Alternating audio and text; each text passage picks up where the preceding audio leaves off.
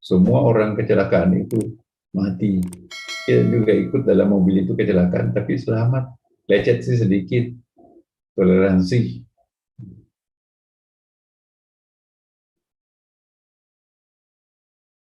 Ya, kita lihat Bapak Ibu. Coba hayati, terasa nggak Bapak Ibu? Rububiyah, uluhiyah.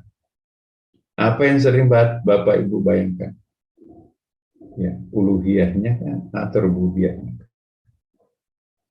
Nah, terasa otomatis Bapak Ibu. Kalau Ibu Bapak bersih, rububiyahnya Tuhan akan tampil. Tapi kalau Bapak melakukan dosa, uluhiyahnya Tuhan akan tampil. Membuat kita ngeri uluhiyah. Nah, dosa kolektif kita, kan ada dosa pribadi, ada dosa kolektif Bapak Ibu.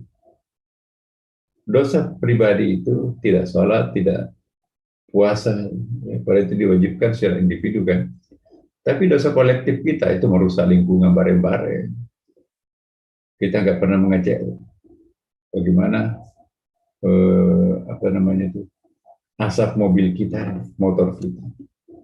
Anak-anak muda malah kadang-kadang memotong tempat pembuangan gasnya itu supaya kedengaran gede. Pada itu kan mengundang uluhiyah, tidak mengundang rububiyah. Nah, Rasulullah SAW menekankan perlunya kita mendekati Tuhan sebagai rububiyah. Al-Quran juga seperti itu. Iqra bismi rabbik. Bukan iqra bismillah ya kan Bapak Ibu. Allah itu uluhiyah, Rabbun itu adalah rububiyah. Jadi iqra bismi rabbik. Semua kata-kata yang Allah perkenalkan pertama di awal itu menggunakan kata Rabbun. Ya. Qul a'udzu birabbil falaq, qul a'udzu birabbin nas. Subhanalladzi asra bi 'abdihi. Jadi hamba, ya. Pokoknya kelembutan itulah yang kita cari Bapak Ibu. Jika kita ingin mendapatkan kelembutannya Allah terhadap diri kita, Maha pengampunnya Allah terhadap diri kita, maka kita yang terlebih dahulu harus melakukan kelembutan itu. Bagaimana caranya kita bertobat kepada Allah, tapi masih membayangkan besoknya kalau ada kesempatan, ulangi lagi deh, enak, asyik, jelas. Tapi komat-kamat mulutnya masih mengingat perbuatan dosa itu kan memalukan banget. Mulutnya komat-kamit istighfar, ya Allah aku berdosa. Tapi dalam pikirannya masih mengenal, masih membandingkan dengan pacarnya. Itu yang mengundang uluhiyatnya Allah. Maka itu kalau ingin mendatangkan rububiyahnya, diri kita yang harus feminin, diri kita yang harus lembut. Ada orang yang minta bantuan, jangan kita tolak. Ya. Ada aibnya orang yang kita tahu, jangan dibongkar. Ya kan? Ada orang yang pernah berbuat baik kepada kita, jangan didiamkan tanpa terima kasih. Ya. Ada orang yang pernah memberi banyak kebutuhan untuk kita. Ketika kita menyaksikan orang yang sangat membutuhkan kebutuhan yang ada pada diri kita, lakukan. Itulah timbang rasa. Rububiyahnya Allah akan turun. Dirinya sebagai Maha Pemelihara lebih dekat dan selalu mendampingi kebutuhan. 80% Asmaul Husna itu adalah mengikut kepada rububiyahnya Allah. Alhamdulillahirabbil alamin, arrahmanir rahim, maliki yaumiddin, iyyaka na'budu wa iyyaka nasta'in. Ihdinas siratal mustaqim, siratal ladzina an'amta 'alaihim. Nah, itu deh. Udah lewat surah Al-Fatihah itu terasa nikmat sekali. Kayaknya dibelai-belai kita.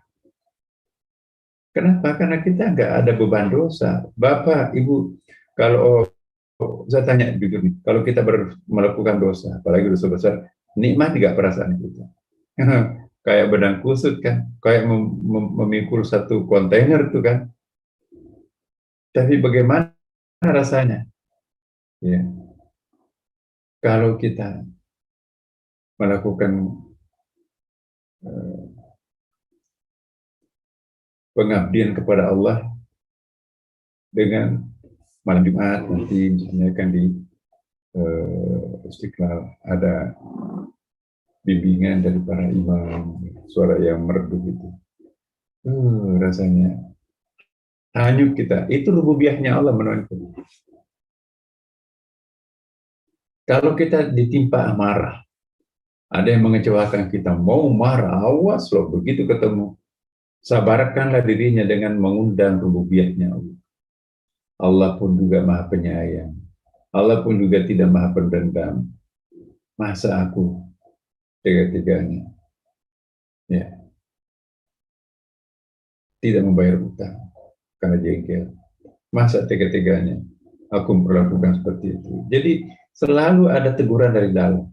Makin lembut hati kita, makin dekat Allah itu.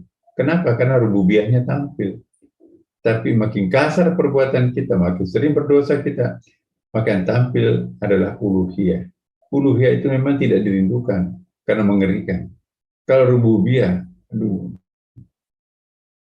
begitu ada undangan surat pemberitahuan bahwa guru atau kiai kita ini sudah sekarat, udah tidak ada konsentrasi.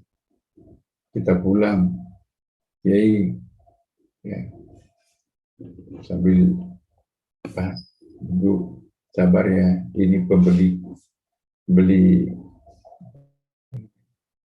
minuman apa yang disenangi pada waktu ayahnya ada rawat. Oh iya Pak, selama ini kami tidak pernah memenuhi karena kami nggak punya uang semenjak dia sakit. Maunya apa? Suka minum susu unta. Jauh mengambilnya di Mekah. Susu kambingnya ada di mana-mana kan. Ini misalnya. Jadi kalau orang sudah mencapai tingkat rububiyah gampang bertakwa Bapak.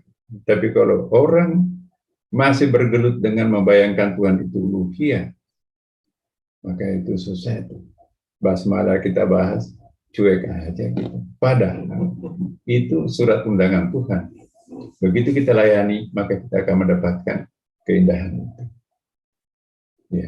Apa itu uluhiyah? Yaitu kita membayangkan Tuhan maha sadis, maha kejam. Awas loh, ada malaikat mau penjaga neraka, kamu pasti masuk neraka. Sempoyongan kamu di neraka. Tapi kalau kita bayangkan Allah itu maha pengasih, maha penyayang, alhamdulillah, dan seterusnya. Semakin sepi, semakin nikmat itu. Kenapa? Karena lebih merdeka menemukan dirinya, nggak ada pengganggu. Itulah perlunya salat tahajud. Tengah malam kita salat. Indah sekali, nikmat sekali. Nggak ada beban. Ya. Saya berharap Bapak Ibu, ini aja dulu kita latihan uluhiyah dan rububiyah.